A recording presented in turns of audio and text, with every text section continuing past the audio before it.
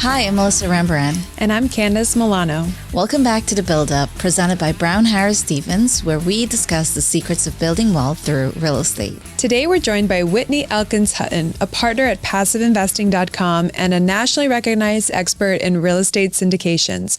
From her start as a public health professional to now helping manage a portfolio of over $800 million in real estate assets, Whitney has carved a unique path as both an investor and an educator. In this episode, she shares the pivotal lessons that have transformed her own investing strategy and how she empowers others to confidently step into passive real estate investing and why financial freedom is closer than many people think. So today we're going to be talking about the suburbs market. They're still winning, but we're seeing a shift. Yes. So if we're honest, since COVID, that's really when we've seen the suburbs explode because people wanted more space. They definitely wanted more privacy. They didn't want to be so closely, next to their neighbors.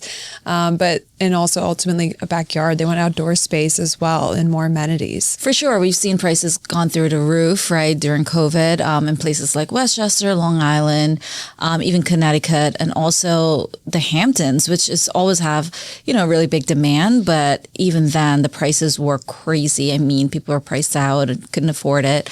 But now we're seeing a subtle shift, right? We're seeing people now starting to want to come back to the city, especially now that we're having remote work being the new norm. Yeah, the suburbs exploded for good reason. And not, like you said, it was a lot to do with remote work. People realized that they weren't tied to their commute anymore. So they traded elevators for mudrooms and, realized, they could really thrive. But obviously, as you're saying, that change is happening where, full remote work is not really as common as it was. And so people are now reconsidering, do I want to live so far from my office? And am I so willing to do so much of a commute? And that's what's starting to shift with the suburbs. We're starting to see some people move back into the cities, and that's where the market is taking a bit of a shift. The commute does add up.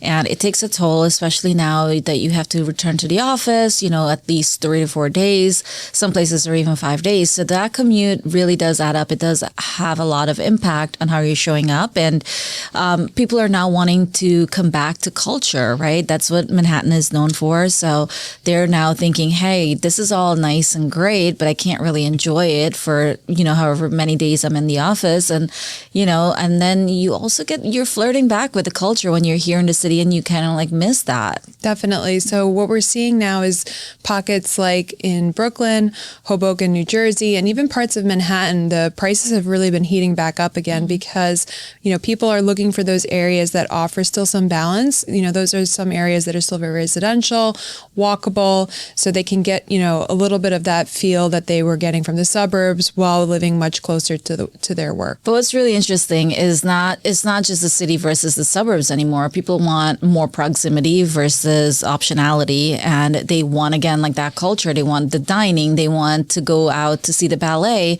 and they want to be within walking distance. Yeah, so we are still seeing some places outside of the city that have, really great amenities, great downtown, like you said, all of that. So think places like Montclair, New Jersey, Port Washington, Cold Spring Harbor, Larchmont. These are parts of Westchester and New Jersey that are close to the city where mainly offices are based, but still not so far out that it creates a very long commute. So they want both, essentially. So they want to be close enough to be to the city, but also have that sort of suburbs feeling. Yes, exactly. Okay, so what does this mean for you as a buyer?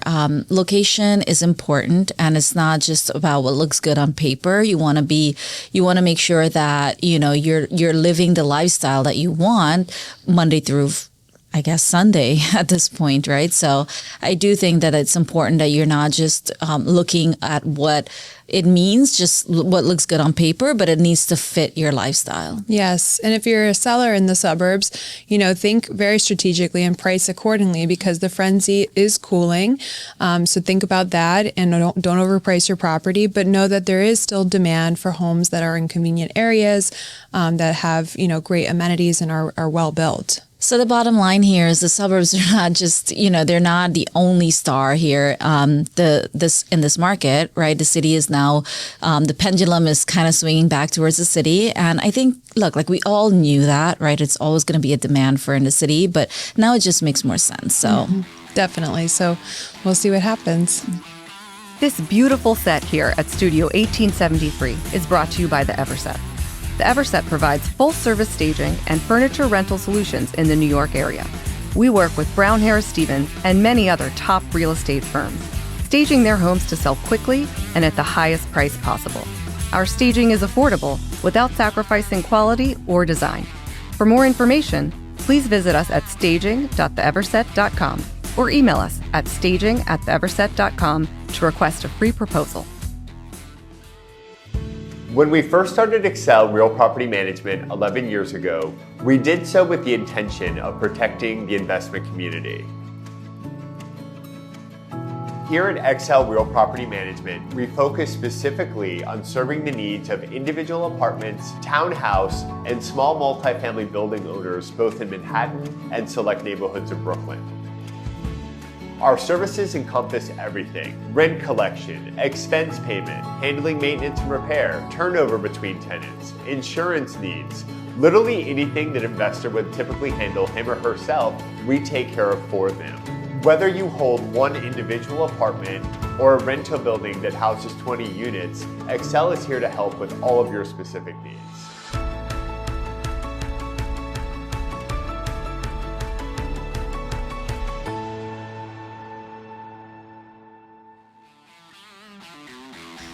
Today, we're very excited for our guest, Whitney. Welcome to the Build Up. Thank you so much for having me on. This is going to be fun. Of course, we're looking forward to this conversation. But before we really get into it, you started your career in public health and you later transitioned into real estate investing. Talk to us about that journey. Oh my gosh, completely by accident. I wish I could say that I had the full intention of getting into real estate and then I had, cash flow and the FIRE mindset in mind. But yeah, I bought a house with a significant other. And at that point in time, the realtor actually had put in my hand the book Rich Dad, Poor Dad. And I think I read the first couple of chapters. And then I was like, okay, I get it. Buy real estate. That's what we're doing. Cool. And then I didn't read the rest of the book. I put it down, missed the whole concept of what was supposed to happen here. And then about a month later, the relationship fell apart. And this is like in the lead up of like the 2006, 2008 crash. And I was nervous, like everything was under my name. So I completed the rehab on the property, got it sold. I thought the whole thing was going to crash me financially. And it wasn't until after closing when they handed me a $52,000 check. And then I realized as I'm putting together my taxes that I had been getting paid from my tenants. And then I actually had, the way I had put together the deal, I actually had no money down. So I made like almost $70,000 in 11 months with none of my own money in the deal. And I was like, wait a second, hold on. Let me go back and read that book that the realtor had given me. And that's when I realized I'm like, oh, this is what, Robert Kiyosaki meant about, investing in cash flowing assets, things that appreciate, kick off tax benefits. And so, that was when the light bulb went off for me that I could do this kind of side hustle at the same time as doing my day job. And eventually, if I did enough of these deals, I could maybe get out of my day job that had me traveling like 80 hours a week, not able to go home and spend time with my dad, who was unfortunately, very ill at the time and eventually passed away. And so there was just, not only could it provide financial freedom, it could give me time freedom, choice freedom, but just, to be with family, which is, one of my core values. 100%. We, are also family people ourselves, and you need that balance, because what's it all for if at the end of the day, you don't have the type of lifestyle that you want to enjoy from all of this profit, hopefully, that you're making from your real estate investments. So we agree completely. And we love the ability that real estate has to provide that financial freedom. But of course, it's not easy to get there. And that's why, we're having a show and a conversation about this. And so you shared a little bit about, your first experience, kind of accidentally fell into real estate. But of course now, fast forward, you're managing a portfolio of hundreds of millions in assets. So can you talk to us a little bit how you went from your first experience into obviously, being a very seasoned investor that you are now? I just continued doing what I knew how to do, which is now called the live and flip and house hack combined together. I just continued that. But then I made a realization, a few years in, a couple of projects in, I'm like, I can't pay the grocery bill. Like, hold on, you go to the grocery store, hold on, let me finish my next flip before I can pay you. That just didn't happen. I'm like, okay, I need this crazy thing called cash flow. How do I get that? And it's really just the different inflection points along the way, meeting investors that are doing what you have done and that are 5 steps ahead of you. And I met one of those investors and he was like, simply, why don't you hold on to one of those flips and put a tenant in it? I'm like, genius idea. I mean, we've been doing this since for thousands of years. Why wouldn't it work for me now? So we started putting tenants into our properties. And then we started, we got priced out here in Colorado. So we started trying to figure out where could we get cash flow outside of Colorado, eventually scaled over 40 single family rentals. And then we hit our next ceiling of achievement. In that I'm trying to do this while working a full-time job, while being a wife and a mom. And then I was like, okay, we got to go bigger. So did a 52 unit apartment building in partnership with other people. There were a ton of lessons learned. It was successful, technically on paper. But we just realized that we needed to go into like larger assets. You're learning how to leverage other people's capital. So then eventually syndicated over 29 deals, 10 of which I'm a general partner on. And then so just it was incremental steps. Like when you get one problem solved, you're going to, grow through that to the next ceiling of achievement. And then it's all about how do I break through, or who do I need in order to break through to the next level? I love that you keep on trying to achieve more, right? You know your ceiling. You're like, okay, I've broken through here. I want to achieve something else. So you keep on growing, which we love. And you place a strong emphasis on investor education. Why is that such a core part of your mission? For me, I'm a very driven person. Right? I love growing. I love stretching myself and seeing what I can do. But at the same time, one of the more recent ceilings of achievement is, why am I doing all of this? And so I wanted to come back. I actually had a coach and we struggled with one question for 2 years. What is enough? And then I realized I could actually continue to grow my portfolio, take a step back from being as actively involved. So meaning I would be a passive investor in other people's deals. What did I need to learn? What skills did I need to have? What mindset did I need to have? What network did I need to have in order to grow my portfolio that way? And as I'm, going through this whole learning process, I'm looking around me at other passive investors and just realizing some of which they're just getting incredibly lucky.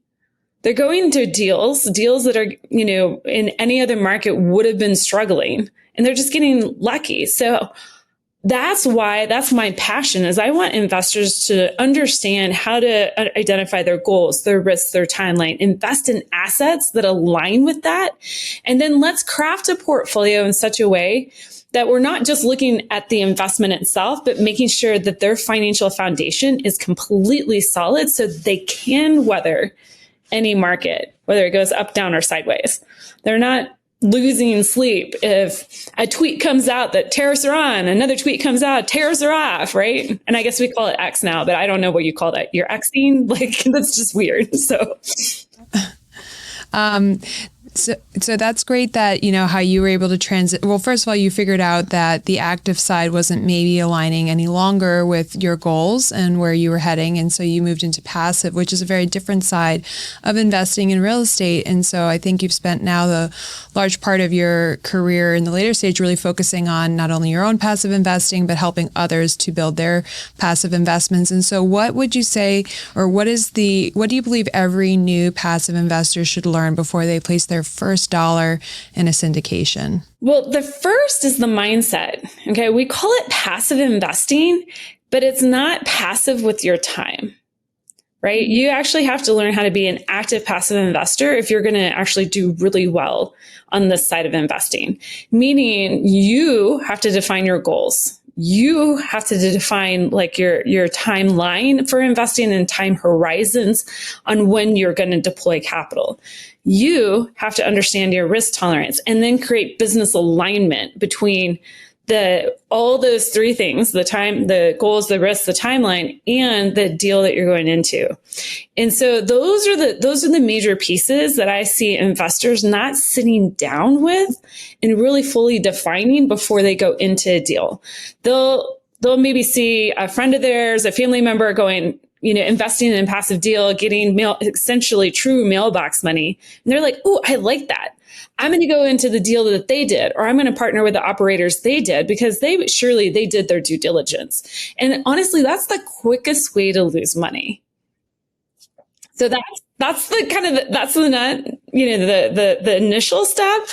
I could go on forever, but if people want to pick up my primer for investing, you can grab my book, Money for Tomorrow, for sure. Definitely. No, that's just the first step, which is, like you said, figuring out your goals and backing into deals based on that, because there's so many deals out there. So you need to be very clear on your intention and your expectations. And so that's great starting advice.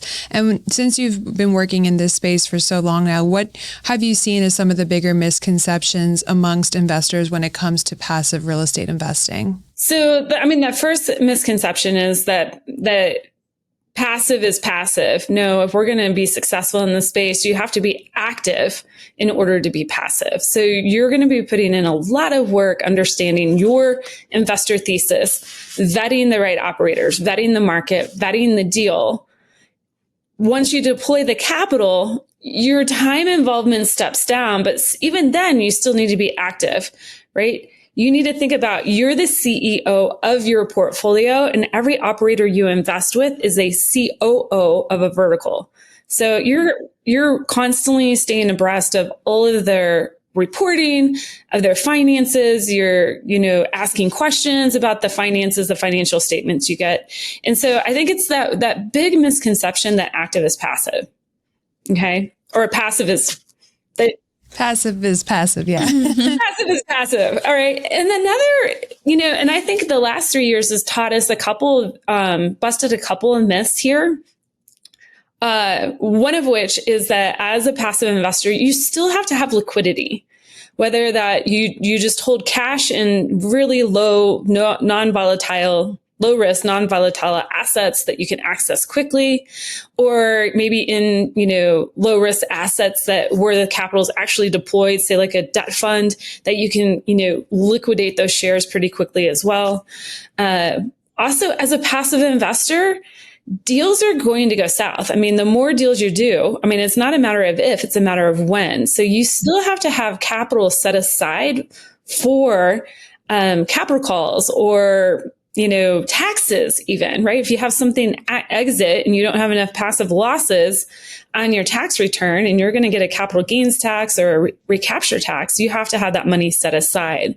And so those are like three big ones there, like the liquidity, the mindset, and then also making sure that you have the right reserves. Definitely. And we're glad that you really drove home the point about passive being a little bit of a misnomer, because again, it does still require active involvement. It's just in a little bit of a different way. But you also work with busy professionals who maybe don't have the time to really dedicate to full-time investing. So how do you tailor your approach or your education for those who want to invest, but maybe with their current professions, they can't commit fully? Right. So that is where, with my work at Passive Investing Made Simple on my masterclass that I run there with passiveinvesting.com, that I really try to give investors not the full-blown tool, but a tool that's going to get them 85 to 90% of the way there. And then the reason why it's not full-blown, I don't want somebody taking one of my due diligence tools and saying, okay, this is it. These are all the questions that I have to ask about the operator, all the questions I have to ask about a deal. I want them to take that tool, look at their investor thesis, and then add in their own questions to really dial in a tool from themselves. And I really try to present the education in such a way that it's very easy to digest, very quick, rapid fire type learning, and that you can implement in under an hour. Mm-hmm. And so as a busy investor, surely you've got an hour somewhere in there. Yes, exactly. You kind of have to choose what to prioritize, right? And I think a lot of people struggle with that. So that was very well said. And I know you touched on, risk and timing with passive investors, and especially now with our current economic uncertainty. How should passive investors approach, when they're looking at deals or syndications? What should they be looking out for? Wow, that is a very broad topic. So I'll try to give you like a 2-minute response on how I would do it. So one, as a passive investor, again, get that thesis put together. Understand what's going to keep you up at night and what you can tolerate. I think the risks right now in this market, are we don't know where inflation is going to go. There's a lot of questioning in the market right now. I think, investors think that once the Fed starts dropping interest rates, that everything's going to be hunky-dory. Well, actually, it's the bond market that affects interest rates more so than the Federal Reserve, especially when it comes to commercial interest rates. So understanding what are actually the risk in the market, the U.S. just had their credit downgraded. What is that going to do? We've just got a lot of things in uncertainty in today's market. Now, that would probably lead to some investors just getting really nervous and just like keeping money in the bank and on the sidelines and stuffing it under their mattress. This is where I really encourage people understand what you need for reserves, your 6 to 12 months of reserves. Keep that cash liquid and accessible. Okay. And then past that, start building out investments that are very low risk, very, uncorrelated to the market. Volatility is minimal. You, maybe it's a debt fund where you have zero deficiencies, zero defaults, something incredibly low risk. Okay. That produces cash flow. Now, is that tax optimized? No, it is not. But what it does is that it's going to give you a layer of cash flow in there in case something happens with your job, with your business. Okay. So it's going to give you that cash cushion. Build that out until you can float, maybe 6 months, another 12 months, and then start looking at past that, kind of like tier 3. Now, once we have our liquidity built out, our cash flow layer built out, now we can start deploying into other parts of the market as they start to recover. Okay. Multifamily, self-storage, car washes, hotels, all of those cycle different from each other. Okay. If you look at, the graphs from Cred IQ, multifamily, we're kind of hitting the bottom. It's going to start coming out. But what's approaching the bottom, that's self-storage. Same with hotels. So think about the asset class you're going to be deploying into. Okay. The timing of that asset class. But here's the key. Don't deploy all the capital at once, because then what you create is a time horizon risk. So it's kind of like dollar cost averaging in the stock market. We want to make sure that we have a plan in place where we're deploying chunks of capital in different years, because those are going to be different parts of the market cycle.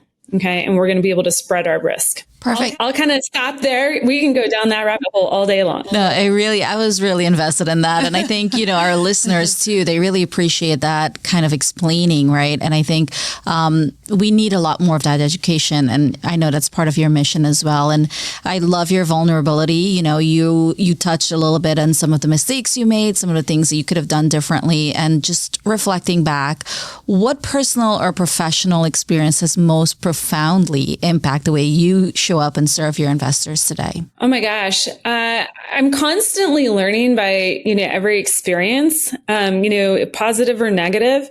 I think when we have a positive experience happen in our life, it's really easy to skip the lesson there and like what got us there. When we have a negative experience, I think it's really easy to kind of jump into a victim state. I mean, everybody's victimized, but what do we do with that information and how can I learn? So, I'll just pull a recent experience. I had one of my investments, not related to real estate, actually, turns out it's a Ponzi scheme, lost 6 figures to that deal. We'll see if it gets recovered by the Securities and Exchange Commission. But long story, I'm sitting here going, oh my goodness, what the heck is going on here? Where did I mess up in my own due diligence? You have to turn inward and ask that question. What could I have done better? And it turns out when I really sat and evaluated what I could have done better, I violated one piece of my investor thesis. And I'm like, why the heck did I do that? So I think it's, when I look what is probably the most impactful thing for me, it's making sure that any investment that I go into, that I turn back and look at my investor thesis and I'm not glossing over things because whatever I put on that thesis was meant to protect me. Those are decisions I made when I didn't have a deal in front of me, when the dopamine wasn't like pumping, going like, let's get in the deal. Right. So that's a huge one. And then wrestling with the question, what is enough? Like, what do you truly need? Yes, that's definitely a very, thought-provoking question for all of us to work on. And I like the idea of the investor thesis that you constantly are referring to make sure that over the course of your many investments, you're not slowly deviating from that because it can happen gradually, right? Small decisions and suddenly you're not even near where you started in terms of how you were approaching decisions. So that makes a lot of sense. But looking forward a little bit, where do you see opportunity in the next, let's say, 3 to 5 years for passive investors? I think there's going to be a wealth of opportunities for passive investors. I think the big thing right now is how patient can you be in this market until those opportunities come back online. And so I think that's where, this market is really giving us debt and debt-like investments. If you don't have that layer of your portfolio built out, this is the time to do it. Get that layer of the portfolio cash flowing.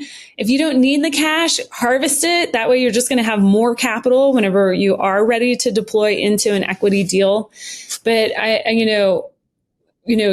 getting from here to the 3 and 5 years, you got to have a lot of patience.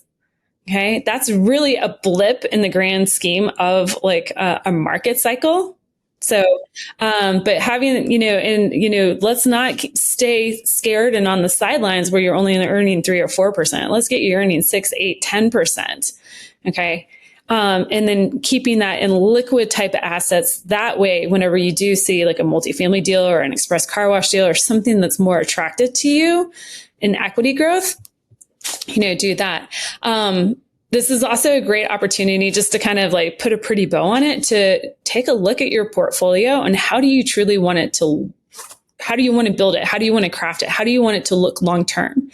If we look backwards, I think a lot of investors got in trouble, from 2017 all the way up to 2022, because they were investing in deals that kicked off a lot of cash flow. Okay. And wasn't exactly risk adjusted. And they expected all of their deals to fulfill all the 7 pillars of wealth. They preserve capital, create cash flow, equity growth, tax benefits, use of leverage, hedge inflation, right? And here's the thing, that puts you heavily concentrated in the common equity class. So again, let's take that step back and make sure that you're diversified in the other layers of the capital stack. So when the next recession happens, because it will, you can survive. Yeah, thank you. That's a great way for, framing a lot of what's going on right now and a good way of thinking about the future. We'll leave you with one last question, Whitney, which is you seem to be someone who does a lot of, introspection and really reflection on, where you want to be. So what is your ultimate vision for your own personal investments as well as this platform that you've created to really empower others to do the same? So my professional vision is to impact, over 100,000 people's lives or 100,000 families to be able to achieve some of the similar results that I've been able to achieve with my family, which is financial freedom. And that's the tool that can get you the other freedoms in life, that freedom of time and the choice and, location independence and create an impact in the world. Because if we all had that available to us, I still work. My husband still works. But we love our jobs. We get to craft the day that we want to have. And if more people had that, I think, financial, so many more people would be financially capable in this environment. Definitely. We have the same mission. So that's why you were such a perfect guest for us. And we relate to you and your story and your mission so much. So thank you, Whitney, for joining us today and for sharing so many valuable insights with us. Thank you so much. Yeah, it's my pleasure. Hey, it's Stephen Bailey from Roadway Moving and Storage. As an official moving partner of Brown Harris Stevens, we know that your clients deserve more than just a move. At Roadway Moving and Storage, we turn moving into an experience they will love. From specialized services to a white glove treatment, we've got it all covered. When you choose Roadway, you're choosing a peace of mind for your clients. Plus, our referral program is the most rewarding in the industry. Want to learn more? Shoot me an email at steven@roadwaymoving.com or visit roadwaymoving.com. Do you have a big move coming up? I'm Scott Nadler with Cross Country Mortgage, and I've got the loan to match your dream home. Whether it's your first or your fifth, I'll make the process quick and easy. Call me today. Let's make it happen. Whitney gave us so much to think about today, from turning early investing mistakes into momentum, to building trust and transparency in passive syndications, and finally to the power of education and helping investors take control of their financial future. We hope you're walking away with some fresh inspiration and practical tools to take your real estate journey to the next level. If you enjoyed the episode, make sure you're following the show, leave us a review, and share it with someone who's ready to grow their wealth through smart, strategic investing. This podcast is for informational purposes only and does not constitute tax, legal, or investment advice. For specific recommendations, please consult with your financial, legal, or tax professional. Their